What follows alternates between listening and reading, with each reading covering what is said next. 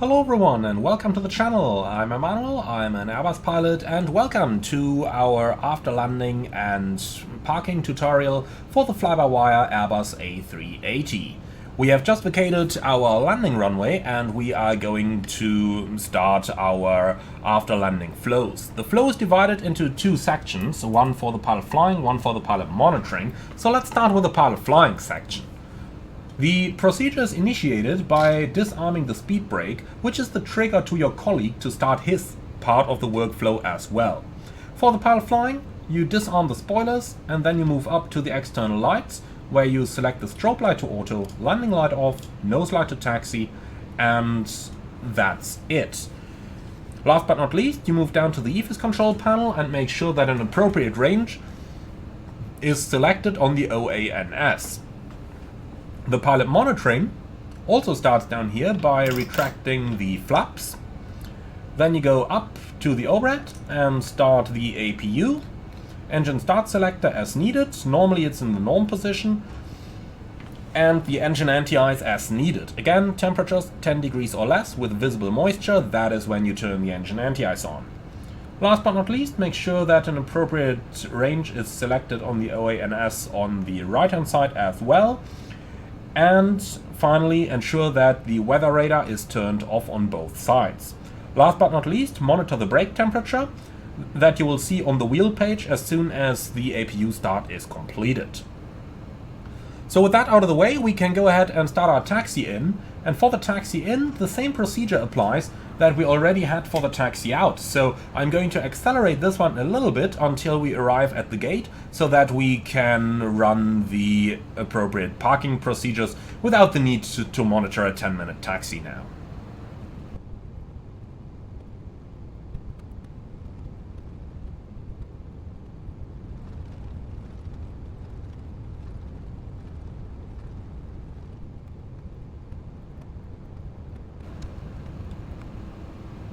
We are approaching the gate, which is number 31, just in front of us. So as we're approaching the gate, we are going to turn the runway turnoff and the nose lights to off and enable the APU bleed. Be sure that you don't turn the APU bleed on too early, because there is a certain chance that the APU might ingest some fumes from the engine and it might start to smell a little bad inside your cockpit and the cabin. The latter probably of which is the problem. Alright, entering the gate, be sure that you get onto the center line as early as possible, and in the absence of any marshaller, a technique you can use to verify where you've got to stop is to imagine that line over here, and just imagine it to continue to the sides. If you do this, then you kind of have a little bit nicer view of where you actually are. So we imagine it over here, so that's where I'm taxiing myself now. And then stopping just over that point, like this. Perfect. So, arriving at the gate, the parking brake is set, the APU bleed is on, and with that we can go ahead and shut down our engines. So let's shut down number 1, 2, 3, and 4. Alright, initially just wait for your engines to run down. And only once the engines are running down, we are going to order our cabin crew, all doors in park. So with that done and the engines run down, we can turn our beacon off. And when the beacon is off, you will see that the doors are going to disarm over here. And when that is done, we can turn the fasten seatbelt sign off, which is the indicator to the cabin crew that they are allowed to open the cabin doors. Last but not least, turn on the external power once it is connected, as we have already done it over here. And last but not least, we are going to turn our fuel pumps off. And when you do that, be sure that you turn the standby pumps off before the main pump. So standby and then the main. This avoids the standby pump being activated for the time where the main pump is already switched off.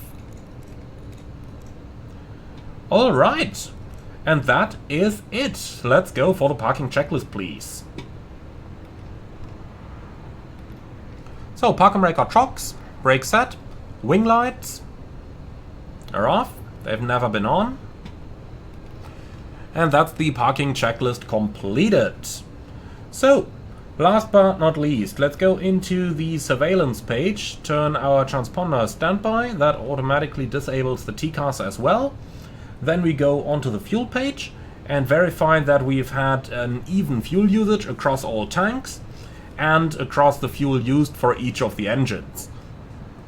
This is rather important for the next long-haul flight, where we've got to ensure that our aircraft is in an appropriate shape. Alright, finally we go back to our FMS, so let's hit that, FMS 1, and then go on to the position and IRS page, and over here we check for any excessive drift that we might have on any of our IRSs, which, well, is not the case today. Comparing all three, they show exactly the same position, so very easy going. Well, my friends, and that concludes our tutorials for the fly-by-wire Airbus A380. I hope that you have learned something. I hope that you have liked the series. Be sure to leave your feedback in the comments below, and if you are looking for any further tutorials on the aircraft, be sure to put that into the comments beneath the video. Thank you very much for watching. I'm very much looking forward to see you all again on the next one. As always, be sure to like, comment and subscribe, and if you really love what I'm doing on this channel, I would appreciate a small donation through the Buy Me a Coffee link in the video description below. Thank you for watching, and see you all again on the next one.